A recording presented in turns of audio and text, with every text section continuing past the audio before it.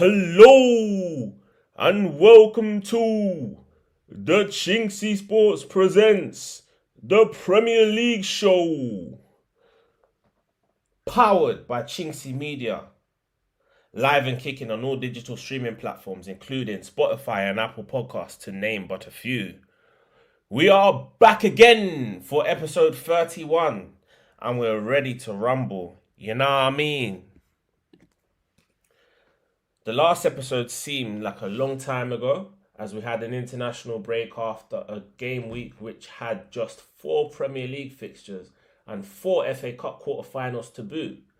Now we're on the home straight of the season with games galore. Managers and fans alike can rest assured that we're in for a real treat as the pivotal fixtures between now and May stack up and will ultimately decide the fate of clubs, whether it be the relegation battle for the European spots, or the title race. So, without any further ado, we go straight into the first review of the podcast from game week 29 in the match between Burnley and Brentford. That fixture ended 2-1 to Burnley. After Nottingham Forest's 4-point deduction saw Burnley cut the gap on 17th place Luton Town to a mere 5 points with a win over relegation-threatened Brentford. Burnley took the lead from the spot after Sergio Reguilon's blatant shove on Vitinho was adjudged to have been a foul, only after VAR intervened, to not only award the penalty but also send off the Spaniard on loan from Tottenham Hotspur.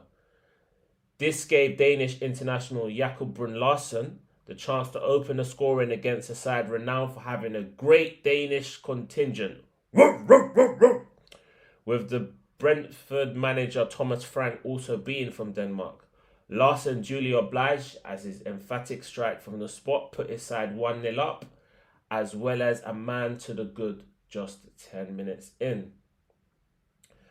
David Datro Fofana, on loan from Chelsea's impact has been such that he has a strong claim to be Burnley's player of the season, despite only playing for the club for 3 months.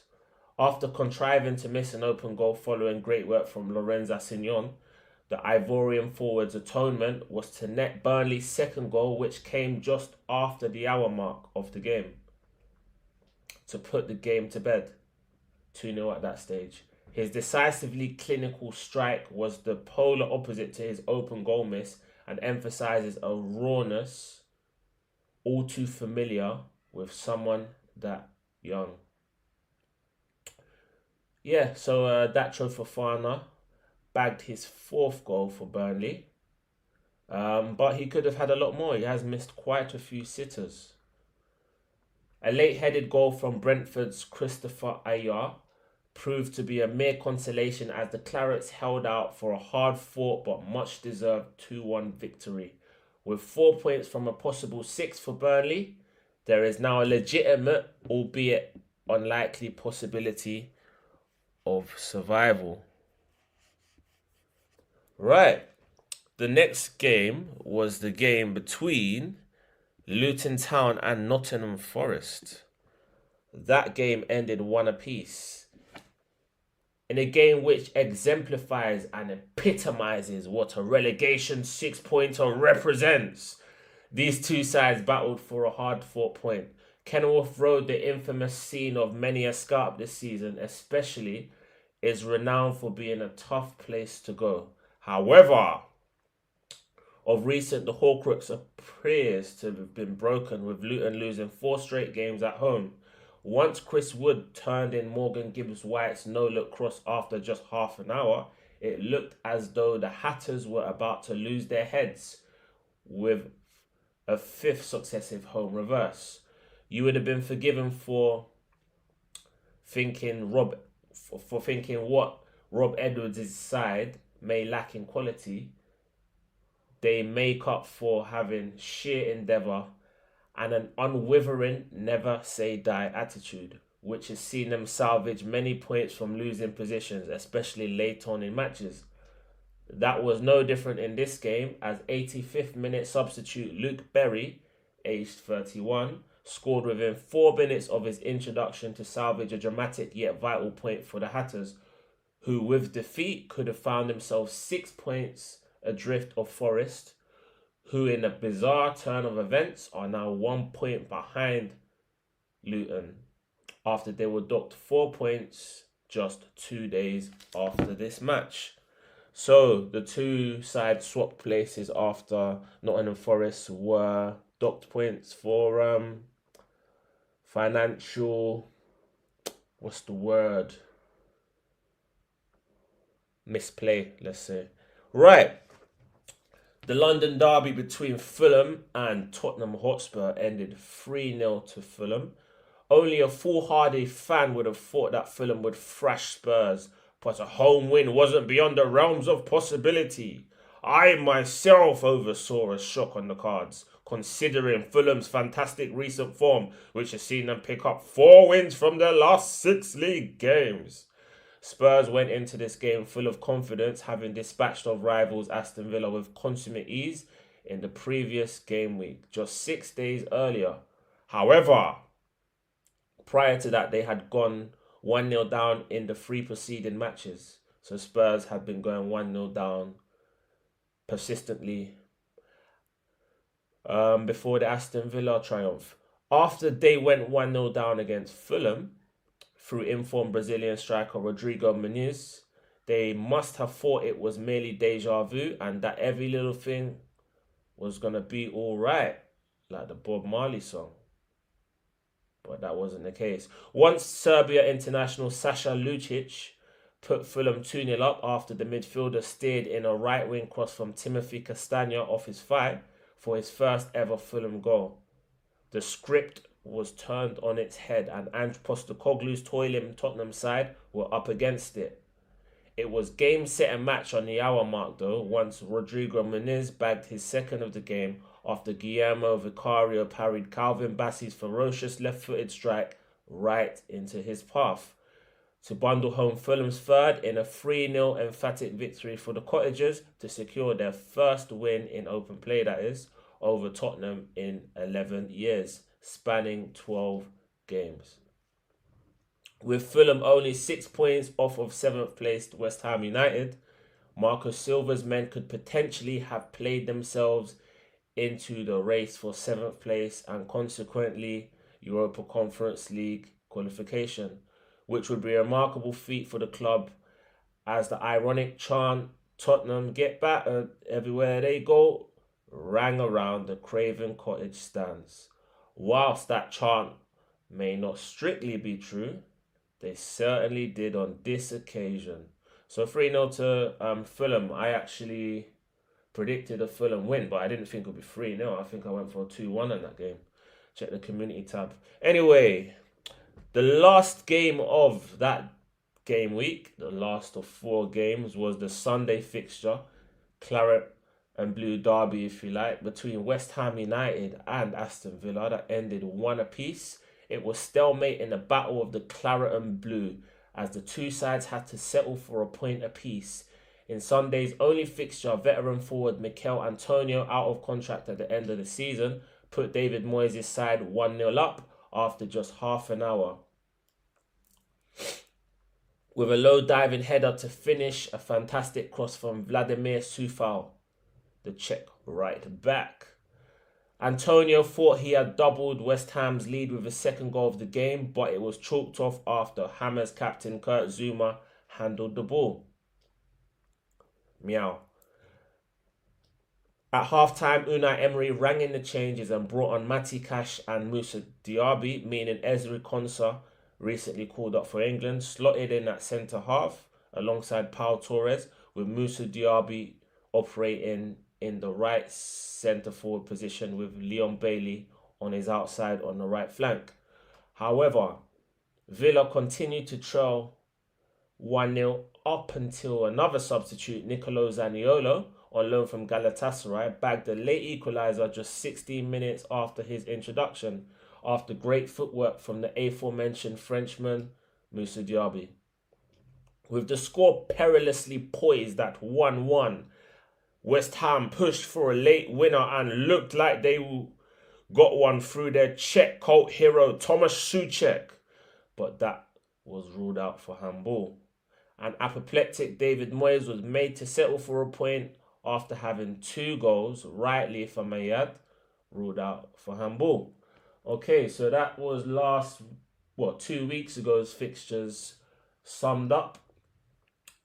My summary for that week, in terms of my predictions, with only 4 games to predict last time out, I managed to get 2 out of 4 correct results, with Luton and Nottingham Forest ending a draw and Fulham toppling Tottenham. Now it's time to predict this weekend's fixtures, starting with this lunchtime's kickoff between Newcastle United and West Ham United.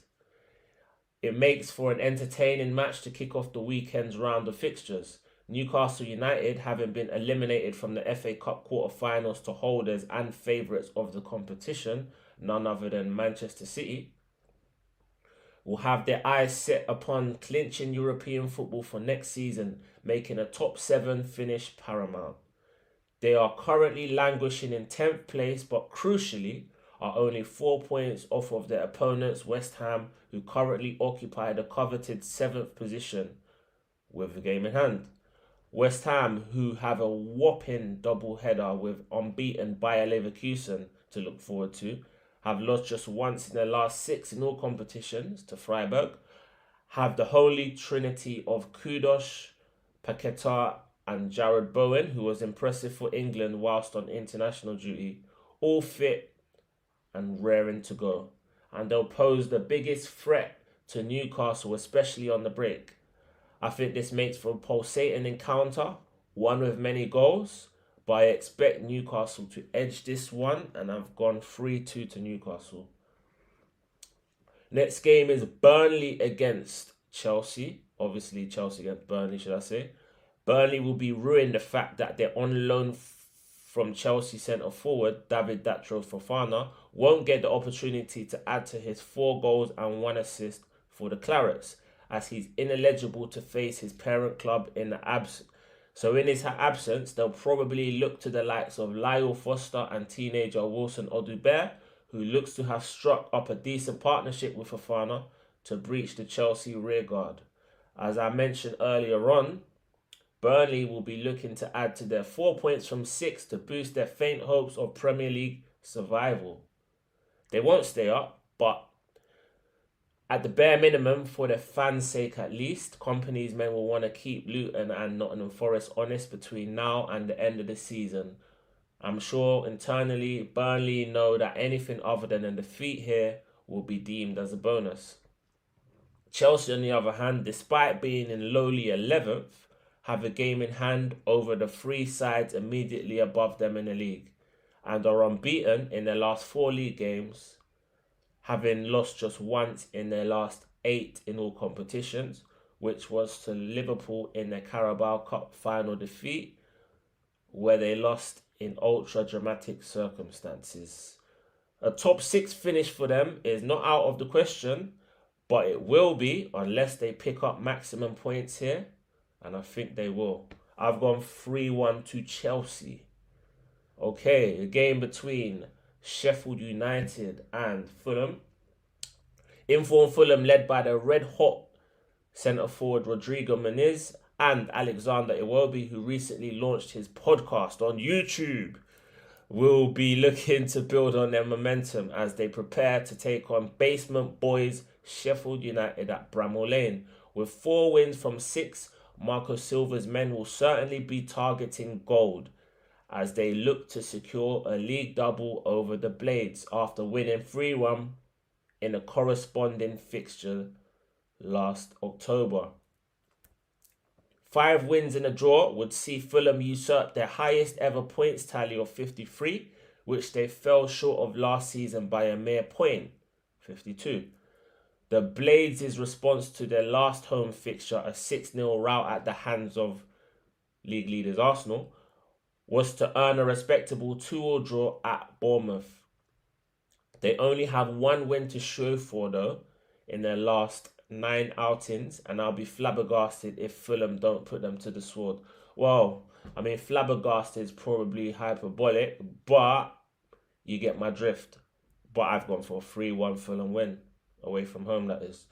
Okay, right. Struggling Nottingham Forest take on Crystal Palace. This game is the first of 3 winnable home games in Forest's next 4. And with Luton Town not expected to pick up anything from their North London double-header against both Tottenham away and Arsenal away on Wednesday, if Forest aren't out of the bottom 3 by next week, then alarm bells should be ringing. Palace have made slight progress under the guidance of new manager Oliver Glasner. Now look like they have overcame their perennial flirtation with relegation before a few wins takes them towards mid-table where they reside. And they reside at number 13, where they always seem to finish. 1 win, 2 draws, and a solitary defeat to Tottenham away in his 4 games since taking over the helm suggests to me that there will be no pushovers here. I think that this one will be a draw though. Not that I'm sitting on the fence or anything, but I've gone for a 1-1 draw there. The game between Bournemouth and Everton. The fact that Bournemouth halted a run of 7 league games without a win by going 3 games unbeaten, albeit against the bottom 3 at the time, emphasises how streaky they are as a side. Even at the beginning of the season, it took them a while to get going before they hit form around October, November time. They take on an Everton side who know that 3 or 4 more wins should really confirm their Premier League status for next season, where they should have their new stadium, if I'm not wrong. Bizarrely, despite not winning all year round, a run spanning 11 Premier League games. Everton have not won for 11 Premier League games. Let that sink in. The 9 points, including the 4 they got back after being docked 10 points, have proved pivotal in their survival quest. I don't think this match will be first on Match of the Day, but I think Bournemouth, with their informed winger Antoine Semenyo, who has 4 goals in his last 5 outings, will edge it 2-1. Right, the game between Tottenham Hotspur and Luton Town will be an interesting one. Tottenham, who have had 2 weeks to sit on their dismal display at Craven Cottage, will be looking to put a struggling Luton Town side to the sword later on today. They currently trail 4th placed Aston Villa by 3 points with a game in hand, but this game is a must-win considering Luton are winless in 9 matches in all competitions. In fact, they have only 1 win to show for in their last 11 Premier League games. Make that 12. They ain't winning at the Tottenham Hotspur Stadium. My prediction's 3-0 to Spurs.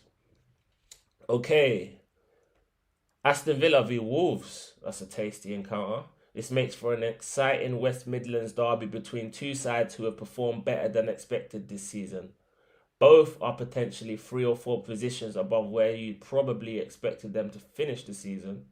Aston Villa have resided in the top 4 for the vast majority of the season and were even touted as possible title contenders at one stage.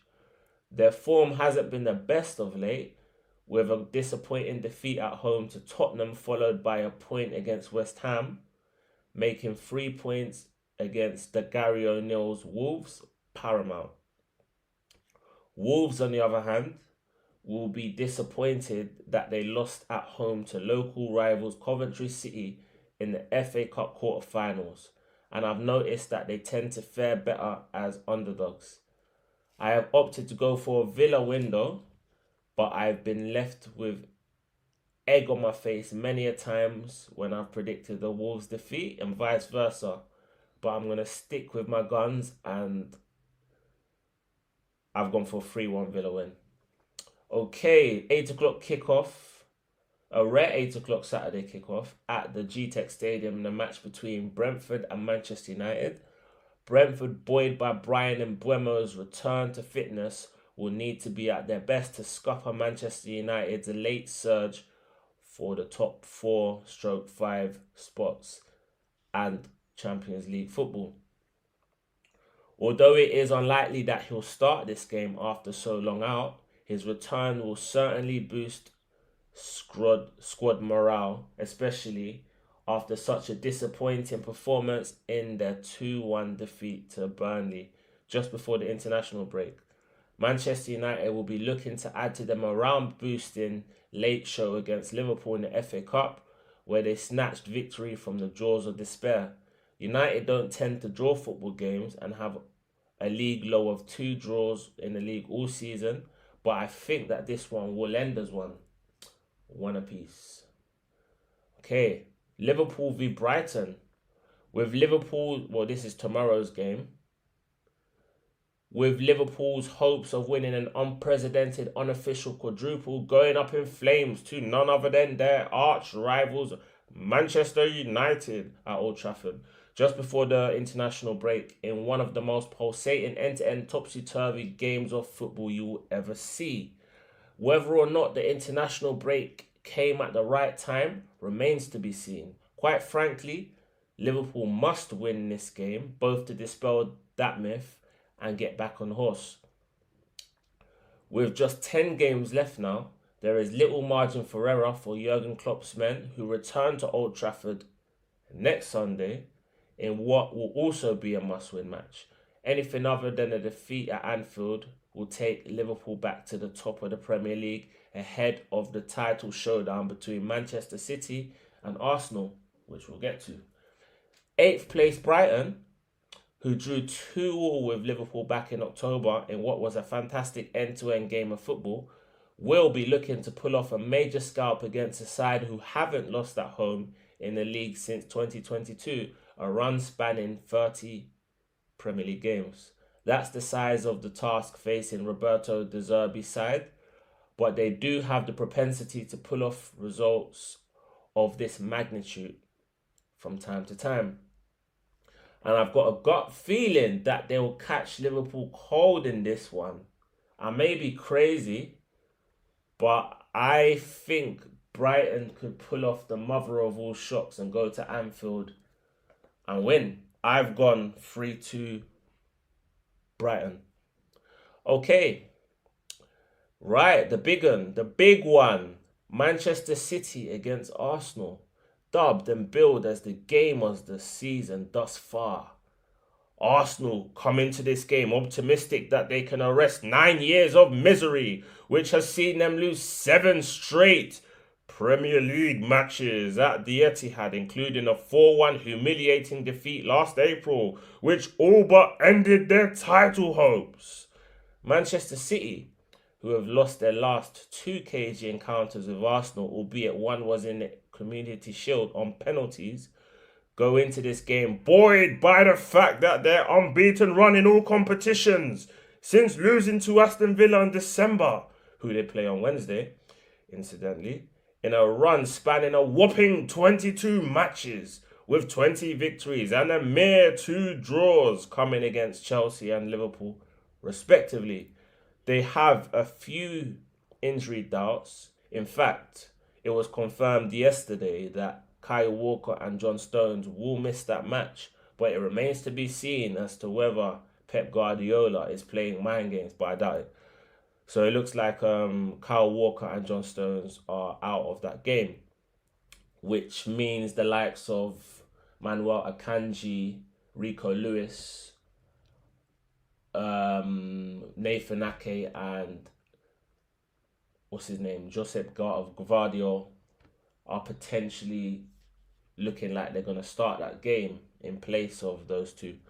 Ederson looks like he's going to miss that game as well, but Jack Grealish is back to match fitness and is likely to start ahead of Doku. I think he will start because of his good form against Arsenal and just the fact that he's fresh, whereas Doku did play against England on Wednesday or Tuesday. Right, that being said, it is Arsenal who currently top the table on goal difference on the back of 8 straight league victories. Something's got to give. So both teams are on top form, if you like. Arsenal playing the better football.